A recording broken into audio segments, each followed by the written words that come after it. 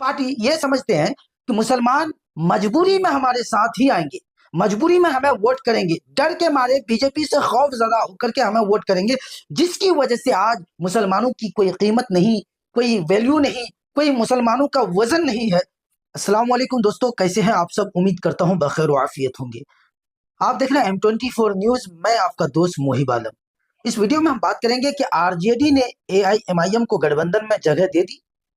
क्या आरजेडी ने AIMIM से गठबंधन करने का वादा कर लिया? क्या महागठबंधन या इंडिया गठबंधन ने AIMIM को अपने गठबंधन का हिस्सा मान लिया? चलिए आगे हम बात करते हैं। बैरिस्टर असदुद्दीन अवैसी साहब बस चंद दिन ही इंतजार करेंगे कि अगर ये लोग गठबंधन कर लेते हैं तो ठीक है, वरना तो फिर अपने मिशन को लेकर के बिहार के अंदर बैरिस्टर असदुद्दीन अवैसी साहब चल पड़ेंगे। क्या उनका मिशन है ये आप सब हम सब जानते हैं, लेकिन गठबंधन न करने से कल जो पार्टी, जो गठबंधन, जो इंडिया ब्लॉक के लोग बैरिस्टर असदुद्दीन अवैसी साहब को एजेंट और AIMIM पार्टी को बी टीम करार दे रही थी, ये आरजेडी पार्टी, कांग्रेस पार्टी, अब वो नहीं कह सकते इस बात को, क्योंकि अब उनके मुंह पर ताला लग गया है। बैरिस्टर असदुद्दीन अवैसी, अख्तरुल ईमान साहब, एडवोकेट आदिल हसन आजाद साहब ने इस चीज को लेकर के महागठबंधन के मुंह पर ताला लगा दिया है, क्योंकि भरपूर इन्होंने कोशिश की है कि तुमने हमें चोट पहुंचाया, हमारे 4 विधायक को हमसे छीना है, हमारे सीने पर छुरा घोंपा है, उसके बावजूद हम इन जख्मों को भूलकर हम बिहार की तरक्की के लिए, बिहार को आगे बढ़ाने के लिए, बीजेपी को हराने के लिए आपके साथ आना चाहते हैं। उसके बावजूद तुमने हमें जगह नहीं दी, तुमने हमें चंद सीटें भी नहीं दी, तुमने हमें उस गठबंधन का हिस्सा नहीं बनाया है। इसलिए अब तुम्हारे पास कोई ये सवाल करने या इस सवाल का जवाब देने का मौका नहीं है कि हम बीजेपी के एजेंट हैं या बीजेपी हमारी वजह से जीत रही है, क्योंकि तुमने जानबूझ करके AIMIM को तनहा छोड़ा है, जबकि AIMIM एक मुसलमानों की आवाज है, मुसलमानों के साथ साथ दलित और अल्पसंख्यकों की आवाज बनकर उभरा है, और बिहार की तरक्की के लिए AIMIM पार्टी हमेशा सोचती है।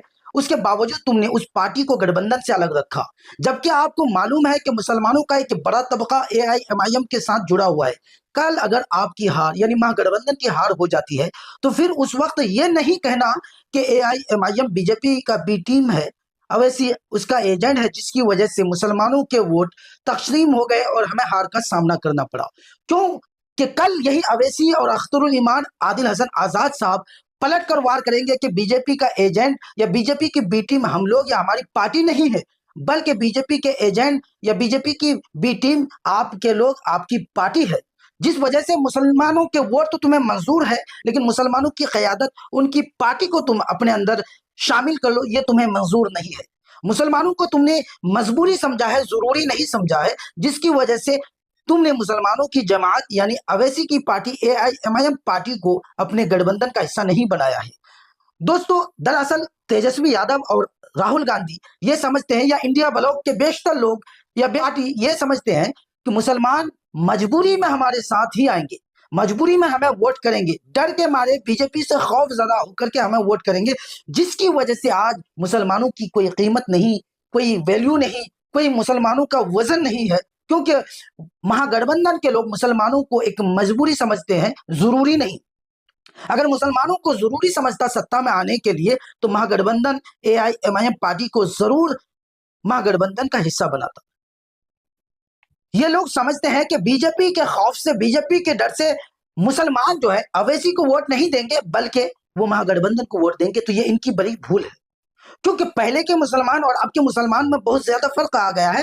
पहले मुसलमान उतने वाकिफ नहीं थे, उसके पास उतना विकल्प नहीं था, रास्ता नहीं था कि वो किसी अन्य पार्टी को महागठबंधन के अलावा वोट करे। लेकिन जब से बिहार के अंदर महागठबंधन के मुकाबले में, बीजेपी के मुकाबले में अवैसी साहब खड़े हैं, तब से मुसलमानों के लिए तीसरा रास्ता निकल गया है कि हम बीजेपी के खिलाफ अवैसी की पार्टी के साथ मिलकर के वोट करेंगे, ताकि अपनी पार्टी भी मजबूत हो और बीजेपी का सामना भी करना पड़े तो हमारे लीडर बेखौफ होकर के बीजेपी का मुकाबला करें। तो कल ये नहीं कहना महागठबंधन वालों कि AIMIM ने हमें हराया है, AIMIM की वजह से हमने हारा है। AIMIM बीजेपी की बी टीम पार्टी है, बैरिस्टर असदुद्दीन अवैसी साहब बीजेपी के लिए काम करते हैं, उनका एजेंट है। क्योंकि मुसलमानों ने अब जान लिया है, मुसलमानों ने पहचान लिया है कि ये लोग हमें जरूरी नहीं समझते, बल्कि ये लोग हमें मजबूरी समझते हैं।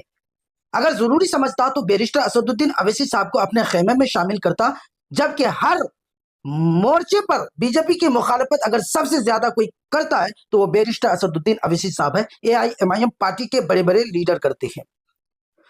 मुसलमानों को मारा जा रहा है, मुसलमानों को गाय के नाम पर, बकरे के नाम पर, गोश्त के नाम पर काटा जा रहा है, बर्बाद मुसलमान हो रहे हैं, उनके घर तबाह हो रहे हैं और मुसलमानों को गठबंधन से दूर रखा जा रहा है और मुसलमान ही को बीजेपी के बी टीम और एजेंट करार दिया जा रहा है। वाह, क्या राजनीतिक है, क्या सियासत है, क्या चमत्कार है भाई।